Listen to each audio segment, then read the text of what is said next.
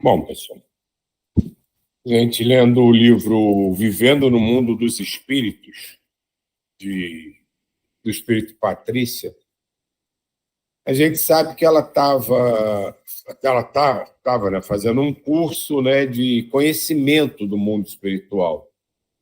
E, nesse momento atual que nós paramos no livro, ela, junto com a sua turma, estava visitando as enfermarias de um local de socorro.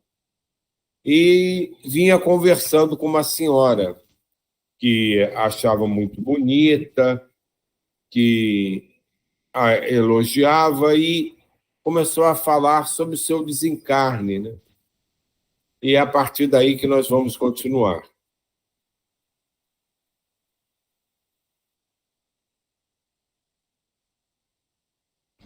Então a senhora tinha perguntado a ela: você é tão boa, sofreu ao desencarnar? Indagou-me. Não, senti que ia dormir e acordei bem, e entre amigos. Entre amigos. Para ter amigos, é necessário fazê-los, não é? Não os fiz, e os que pensei ter eram piores do que eu. Aposto que não sofreu, porque foi bom. Talvez devesse ter sido melhor, mas não cometi erros, desencarnei em paz e a harmonia me acompanhou. Você não quer me escutar um pouquinho? Às vezes tenho vontade de conversar. Os trabalhadores daqui são ótimos, mas estão ocupados. Sabe, não fui boa em nada. Fui má filha, fugi de casa aos 13 anos para o meretrício, fiz muitos abortos.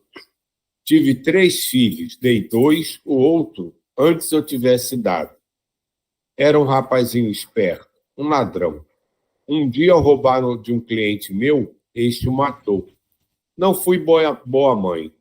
Bebia muito, envelheci rápido e a morte me buscou para o sofrimento. Fiquei 17 anos no umbral, quando me socorreram. Era um farrapo, estava muito cansada. Há bastante tempo estou aqui. E irá melhorar logo, disse animando-a. Tire dos erros do passado acertos para o futuro. Tente se recuperar e passar de ajudada a ajudante. É interessante, né, como ela pede para ser ouvida, né?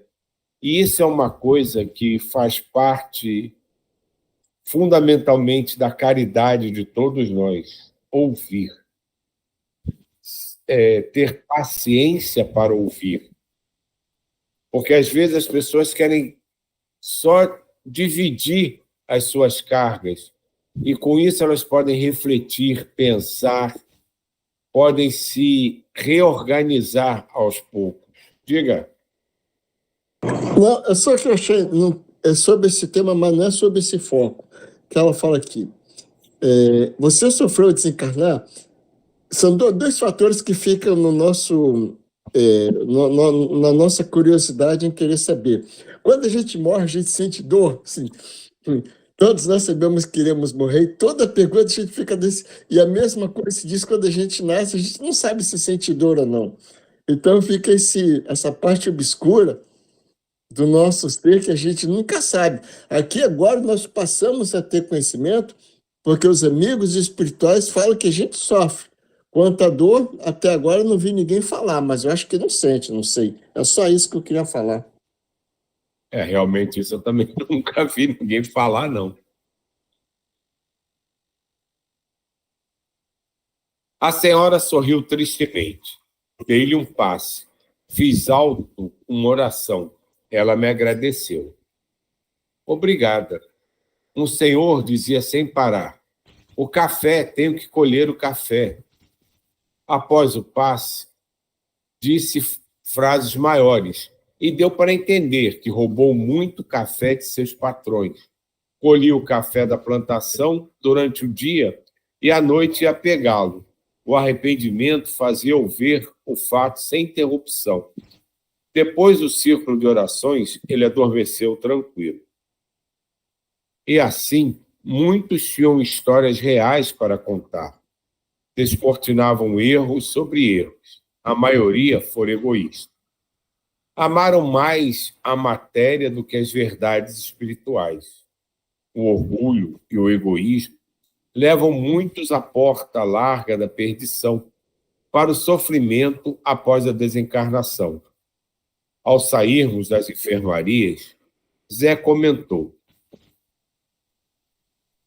estava com vontade de perguntar a Frederico por que existem tantas enfermarias e nelas tantos necessitados. Descobriu ao escutar esses infelizes. Sabe, impressionei-me ao ouvir de um senhor que estuprou e matou a própria filha de 8 anos. Um dos trabalhadores do posto, ao escutar, argumentou: são os imprudentes a que Jesus se referiu. Não fizeram o bem, viveram para a matéria, plantaram o mal e colheram o sofrimento. E tanto fizeram maldades aos outros e a si próprios, que só poderiam ficar como estão. Assim, caro estudante, esses abrigos são bálsamos para eles. Na segunda enfermaria, os doentes estavam em piores condições. Uns falavam sem parar. Ao serem atendidos com alimentação, passes e orações, melhoravam, ora aquietando-se, ora falando frases mais coerentes. Um senhor chamou-me a atenção. O remorso castigava. Ele expulsou os pais, já velhos, de sua casa, e eles desencarnaram em um asilo, sem vê-los mais. Uma outra senhora falava sem parar que matara. Após tomar o passe, lembrou-se do amante que assassinara friamente. Outro senhor lembrava com aflição da filha renegada de sua amante. Que bom, pensei, não ter erros para me atormentar. Como sou feliz. Nada melhor que plantar o bem. Visitamos 2 enfermarias no primeiro dia. Os trabalhadores do posto não fazem o que fizemos. Não há tempo, porque os operários são poucos para muito trabalho. Acabamos à tarde, fomos para nosso quarto, depois para o refeitório e dele passamos ao salão de música. À noite, saímos para o pátio. Os muros que cercam o vigília são fortes e altos, e no pátio há uma torre onde está o sistema de defesa. Para subir lá, usa-se um elevador. Subimos em grupos pequenos. A torre tinha 30 metros. Também tem sistema de defesas perfeitos, e nunca um ataque os preocupou. Margarida, a senhora encarregada àquela hora da guarda, mostrou-nos alguns aparelhos que medem as vibrações fora do posto, num raio de 3 quilômetros. Por ele ficam sabendo quem se aproxima e quantos são. Não se enxerga o céu, nem as estrelas. Às vezes, a lua quando é cheia. Olhei do alto da torre, em volta do posto. Não enxerguei nada. Só o posto lá embaixo, suas luzes. Fora a neblina e a escuridão. E mais uma vez, né, a gente vê nos livros eles falarem de proteção, de segurança. E isso faz a gente pensar numa coisa que a gente repete muito, mas que talvez não dê a atenção devida no sentido de perceber a sua fundamental importância, não apenas aqui entre nós encarnados, que é o vigiar e orar. A gente fala muito de vigiar e orar, mas nesse âmbito de encarnado nosso, né, que a gente precisa ficar atento para não cometer deslizes, para fazer as boas coisas, para ter sempre ao nosso redor boas vibrações, mas quantas e quantas vezes nós vemos nas descrições, principalmente desses postos de atendimento imediato, nesses postos de socorros, esquemas grandiosos de defesa, de proteção, que nada mais são, em última análise, que vigiar. que estar atento ao que está de fora, ao que não condiz às vibrações que devem permanecer ali, ao tomar cuidado para não deixar que vibrações incompatíveis se misturem a desses lugares. E isso dá uma ideia da grandiosidade, da importância do vigiar, do estar atento, que é contínuo. Principalmente quando a gente trabalha buscando auxiliar irmãos mais desarmonizados, ou irmãos ainda em dúvida, ou desconcertados em seus pensamentos. Então, o vigiar é muito maior do que a gente possa imaginar. E envolve esquemas de proteção elaborados, bem desenvolvidos, e que envolvem tudo que possa estar ali presente naquele momento.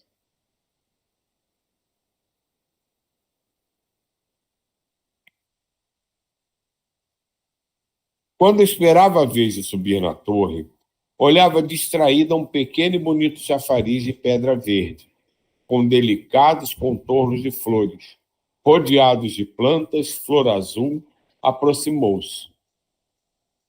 Está a pensar, flor azul de Patrícia. Espero a minha vez de conhecer a torre. Foi bom vê-lo, quero agradecer. A menina se lembra do Senhor que a agradeceu na caridade e luz?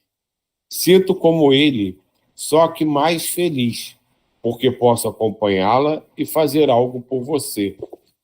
O que lhe faço, gostaria de estar fazendo também a seu pai. Muito devo a ele, ao grupo espírita e a você. Poder retribuir é uma graça. Sou seu amigo desde que você era encarnada. Não me agradeça, faço isso de coração e com felicidade. Que bom ser sua amiga, Flor Azul.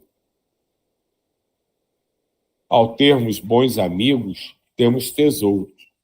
Tendo-os por amigos, você e seu pai, sinto-me rico. Sorriu de maneira terna. Pensei, ele tem razão. Ter como amigos bons espíritos é ter tesouros no plano espiritual. Também me sentia possuidora de largos bens. Frederico fez a oração da noite e fomos descansar. Fiquei a pensar nos enfermos, no que vi e no que ouvi deles. Como a maldade faz mal ao maldoso. Como é difícil a colheita da plantação ruim.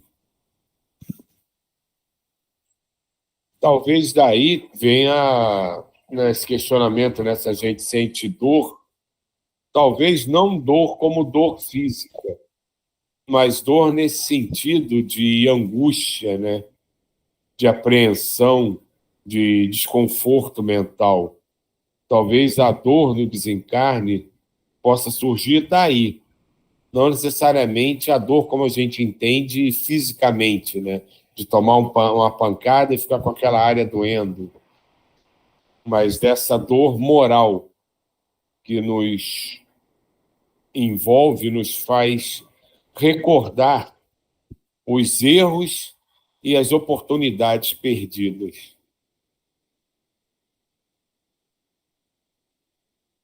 No outro dia, fomos a 3 enfermarias de irmãos que dormiam em pesadelos. É triste vê-los. Uns ficam com os olhos abertos e parados. A maioria não fala. Seus semblantes são de horror. Estavam todos higienizados e bem instalados, e nem por isso eram agradáveis de ver. Eles ficam com as imagens dos próprios erros a espaçar na mente, sem parar. Às vezes gemem com aflição. Cuidamos deles com carinho, limpando-os, acomodando-os, dando-lhes passes e fazendo orações. Muitos, depois, ficaram mais tranquilos, melhorando suas expressões. O tempo que ficam assim é variado. Alguns chegam a ficar anos, outros meses. Quando acordam, passam para outra enfermaria. Os enfermos vão mudando de enfermaria até ficarem bons. Quando recuperados, escolhem o que fazer. Ou passam a trabalhar no posto, ou vão para as colônias estudar ou reencarnam. Então, quando ela fala aqui, né, que eles vão se recuperando e quando se recuperam passam a trabalhar no posto, né, a gente pensa, né, eu pelo menos penso, o que seria essa recuperação? Se o grau de desequilíbrio deles é de acordo, pelo que eu entendo, fundamentalmente ligado aos remorsos que eles trazem em virtude dos erros que cometeram, é a compreensão e conscientização melhor dos seus deslizes, das oportunidades que podem ser refeitas, da reconstrução dos seus passos, é que vai fazendo eles melhorarem. Pois enquanto eles são envolvidos nessas situações que os relembram dos erros, das maldades, dos remorsos que advêm de tudo isso, eles não conseguem buscar o mínimo equilíbrio. E esse equilíbrio vai sendo gradativo à medida que eles vão recobrando um pouco da consciência e vão administrando melhor, sem se sentirem tão culpados, tão errados, e vão se fortalecendo no sentido de compreensão, de conscientização. E a maneira que cada vez mais você vai compreendendo e se conscientizando do que fez e do que precisa ser feito, o remorso também vai diminuindo. Você vai aprendendo a lidar com isso, lidar com ele, lidar com os seus erros e refletir nas maneiras de não repeti-lo.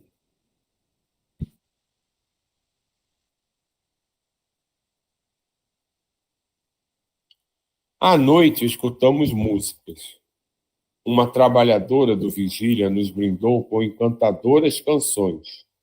Chamava-se Cecília. Canta muito bem, tem linda voz.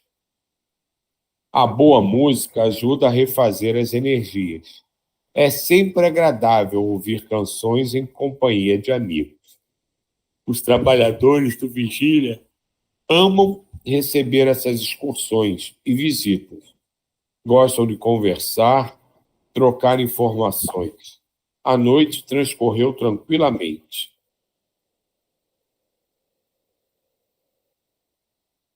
Capítulo 5. Samaritano. No outro dia, logo após a oração matinal, foi dado o alarme. Aproximavam-se os samaritanos. Continuamos no pátio para esperá-los. O portão foi aberto e eles entraram. Vieram em veículos que não há como descrever. Não há condições de transmitir situações idênticas, porque não são iguais nos dois planos da vida. Só posso transmitir semelhanças de aspecto psíquico e espiritual. Podem haver semelhanças visuais, mas não fatos iguais no conteúdo externo e interno. Ficamos a observá-los. Vê que interessante, né? O que ela presenciou ali é tão fora, né, do que a gente consegue conceber que ela não tem nem como explicar como eles chegam, os veículos que eles usam. Que a gente pode até criar analogias, mas não são definitivamente as mesmas coisas. Então, o que reforça de quanto a gente precisa ainda compreender e entender o que é o mundo espiritual. E reforça também a ideia de que eles falam muito, né? Que tudo aqui na Terra é cópia mal feita do que existe lá. E não necessariamente tudo que a gente tem lá, a gente tem como descrever aqui, porque estão muito fora da nossa capacidade de entendimento aqui na Terra. Podem haver semelhanças visuais, mas não fatos iguais no conteúdo externo e interno. Ficamos a observá-los, menos Joaquim, que foi ajudá-lo. Samaritanos são os trabalhadores do poço que saem pelo umbral e socorrem os que querem auxílio. Estavam vestidos para melhor trabalhar, de botas altas e capas, com gorros de tonalidade do bege ao marrom claro, como as que usamos para atravessar o umbral. Ver que interessante, né? Eles usam roupas de proteção, provavelmente como a gente usa uma capa para se proteger da chuva, eles usam essas capas, essas botas, essas roupas especiais para se proteger da densidade das vibrações ali. Então, aqui a gente pode fazer até essa analogia, né? Como usamos, né, um guarda-sol para se proteger dos raios solares, uma capa para se proteger da chuva, para eles fazerem as incursões pelo umbral, eles também precisam de trajes especiais para não sofrerem influência das vibrações densas que ali existem. Os socorridos estavam seminus, e os poucos vestidos tinham suas roupas sujas em farrapos. Apiedamo-nos. Estavam sujos, com cabelos e unhas grandes. Uns falavam, outros permaneciam como múmias. Não se mexiam, embora tivessem com os olhos abertos e aterrorizados. Muitos gemiam, tristemente. Por um instante entristeci. Ver aqueles irmãos daquela forma era comovedor. Nunca pensei em ver tanto sofrimento. Muitos apresentavam sinais de tortura. Ficamos em silêncio. Parece que por momentos não tive vontade de falar. A cena nos comoveu. Uma senhora socorrida, ao ver uma das trabalhadoras, exclamou: "Um anjo, você é um anjo. Socorra-me, pelo amor de Deus." Os socorridos foram levados para uma enfermaria própria, especial, para serem limpos e alimentados. Depois seriam encaminhados para as enfermarias e separados, conforme seu estado. "Por favor, deixe-me ficar com ela." Um homem segurava a mão de uma mulher que dormia em pesadelo. "Providenciarei para ficarem juntos." "Obrigado," o samaritano respondeu. Guilherme confirmou o pedido. Ficariam juntos. Normalmente, pelos seus estados, seriam separados. Mas aqueles dois estavam unidos, e o homem, em estado melhor, se preocupava com a mulher em condições piores. Notava-se que se amavam. Ainda bem que ficaram juntos, pensei. O grupo de samaritanos era formado por 2 mulheres e 6 homens. Cumprimentaram-nos sorrindo e foram guardar os veículos. Em seguida, esses trabalhadores iram alimentar-se e descansar. Aproximamo-nos, admirando sua coragem e abnegação. Indaguei a um deles: "Gosta desse trabalho? Faz isso há quanto tempo?" "Amo ir à procura dos que pedem auxílio em nome de Deus. Fui socorrido por uma caravana como esta, há 15 anos, nesse posto. E há 5 estou nesse trabalho." "Como se sente a senhora, sendo mulher, num trabalho que exige tanta coragem?" Indagou o nosso distraído Zé a uma das trabalhadoras, uma moça de seus 30 anos e muito bonita. "Não existe no plano espiritual trabalho só para homens ou mulheres. Aqui somos criaturas de Deus. Gosto do que faço. Cada vez que regresso ao posto com irmãos sofredores, é uma alegria para o meu coração." É interessante isso aqui, né? Rapidamente, que já deu a hora, porque vê como a gente carrega as nossas impressões para o mundo espiritual. O Zé estava bem ali, estava equilibrado e tudo, mas ele ainda trazia na mente dele uma diferenciação de gênero em termos de trabalhos mais pesados e mais leves. E ele deixou isso transparecer quando se dirigiu à irmã trabalhadora samaritana. E ela gentilmente explicou que no mundo espiritual os trabalhos não têm divisão por gênero de acordo com a capacidade de força ou de responsabilidade. São todos feitos por amor igualmente, porque somos todos iguais, todos irmãos, todos filhos de Deus, e o trabalho para um pode ser feito por todos e para todos.